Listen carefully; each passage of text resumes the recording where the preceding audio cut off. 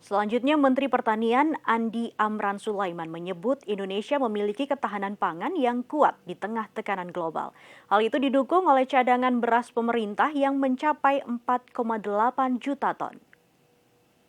Adalah stok Bulog 4,8 juta.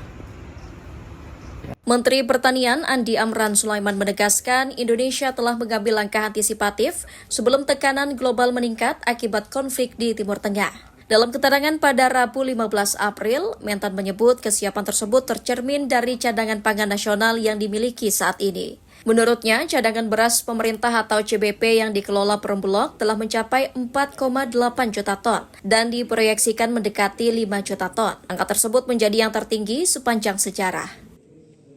Bisa kita validasi, bisa kita cross-check.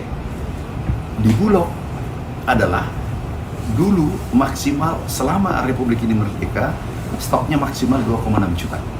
Hari ini 4,8 juta, sebentar lagi 5 juta. Hampir 2 kali lipat. Kapasitas gudang hanya 3 juta ton.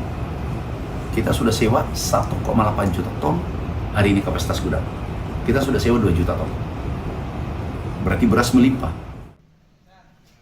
Mentan menjelaskan ketahanan pangan nasional ditopang 3 lapisan utama. Pertama, cadangan pemerintah yang saat ini mencapai rekor tertinggi. Kedua, ketersediaan beras di pasar domestik termasuk sektor hotel, restoran, dan kafe. Serta ketiga, proyeksi produksi tanaman atau standing crop hingga akhir tahun. Dengan kondisi tersebut, Indonesia dinilai memiliki posisi ketahanan pangan yang kuat dalam menghadapi ketidakpastian global.